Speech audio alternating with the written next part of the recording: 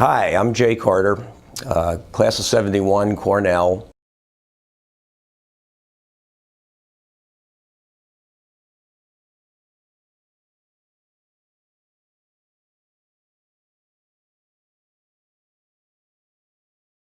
The quality of a student's experience at Cornell has a direct impact on how much they become engaged as alumni in the future. Additionally, the premise also points out that alumni can make a significant difference in the quality of that experience, and hence the ability to engage that individual later on as an alum. In fact, our alumni, especially with the CAN program, that's the Cornell Alumni Admissions Ambassador Network, are actually meeting with applicants before they even get to Cornell.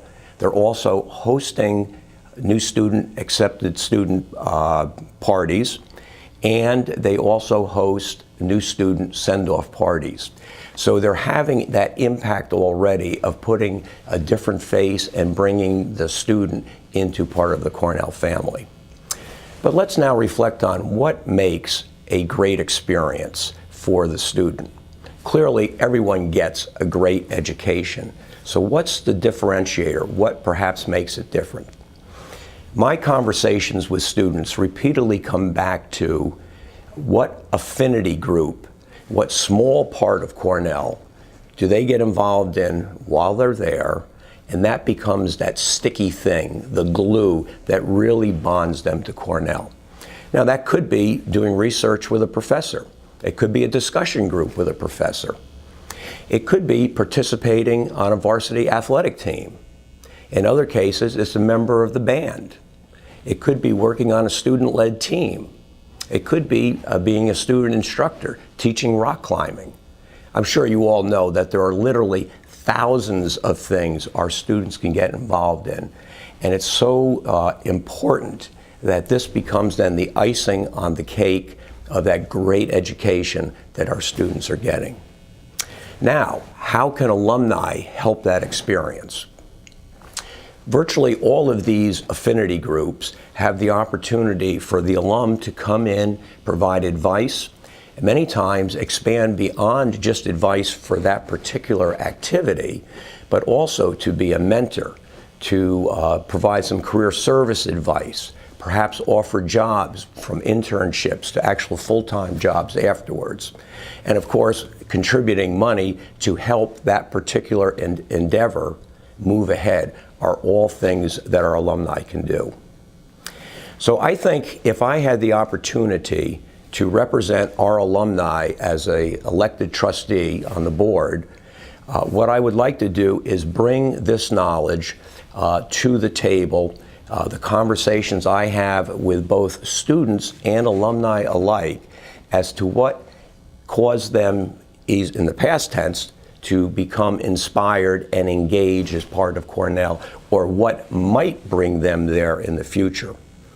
And finally, what I like to do is combine that with benchmarking what other universities do and have done to produce exceptional alumni engagement.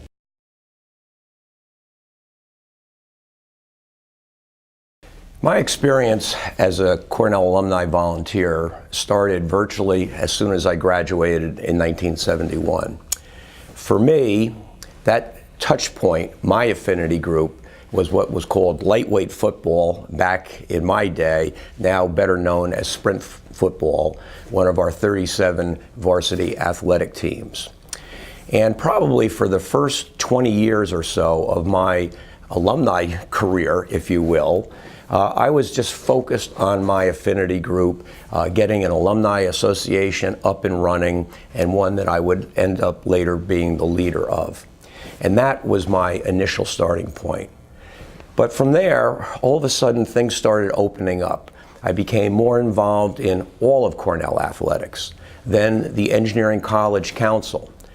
From there, opportunities to participate as a CAN volunteer that I mentioned before, talking with the applicants that had applied to Cornell.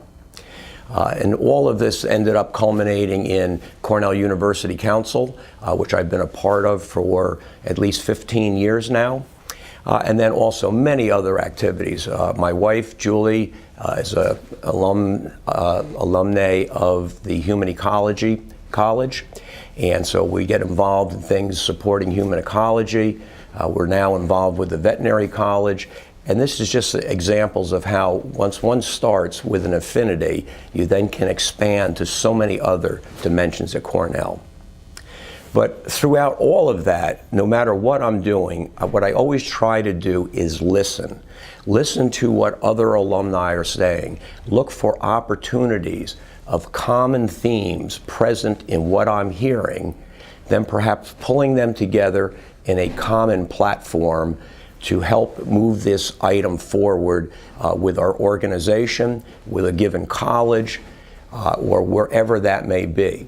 And then in parallel to listening to that voice of our alumni, I also try to be keenly aware of what the strategies and major objectives and goals are of the colleges, the units that I'm working with, or the university at whole for that matter. Because in that way, we can couple what the alumni are thinking with what the university is trying to accomplish, and I think that represents the best grounds for moving forward. So if I have the great opportunity to represent our alumni on the Board of Trustees, I think first of all, my primary responsibility is to listen even better than I have in the past. This may mean attending more Cornell events, being certainly available via email, social media, phone calls, whatever it takes to really get the message from our alumni as to what's on their minds and how they would like to be better engaged with Cornell.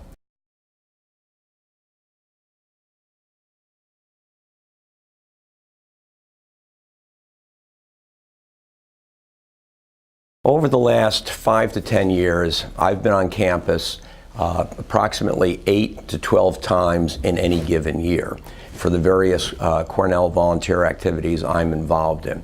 And when I say campus, it's primarily the Ithaca campus, but it also includes our presence in New York City, and with most of that being at our new tech campus. And so in each of these visits, I've had this wonderful opportunity of having conversations, sometimes one-on-one, other times as part of a small group, but conversations with our faculty, with our students, with the administration, and also other alumni. So it's a great opportunity to have these conversations. But in those conversations, the one thing I walk away with every time is sheer amazement at the breadth and depth of the academic endeavors that both our faculty and our students are engaged in. It's absolutely mind-blowing, it's just awesome, and it just keeps reinforcing to me the core principle of any person, any study. But in these conversations, I've also found, I think there's a corollary to any person, any study. And if Ezra Cornell didn't say this, I know he was thinking this, and that is any alum, any engagement. For as amazing as our faculty and students are, I find our alumni are every bit as amazing. And I say that not only based on the career accomplishments, the life and family accomplishments, but for the incredible breadth and depth of what you, our alumni, do for Cornell. I see you engage constantly in your own conversations with individual faculty members, with department chairs, with the deans of the college, with the administration as a whole, trying to always advance our core principles. At the same time, I see you out there sponsoring students in the things they do. It could be an entrepreneurial activity, which is so prevalent now at the tech campus, but also in Ithaca and many, many different places. Also sponsoring student-led teams, the project teams, that again are this icing on the cake for the student experience. I see our alumni involved in that. And so when I step back and look at it all, not only is the core principle of any person, any study alive and well, but even more so, any alum, any engagement. And so if I have the privilege of representing you as elected trustee to the board, I am totally committed to do everything I can to strengthen and move forward our core principles of any person, any study, any alum, any engagement. Thank you, and go Big Red.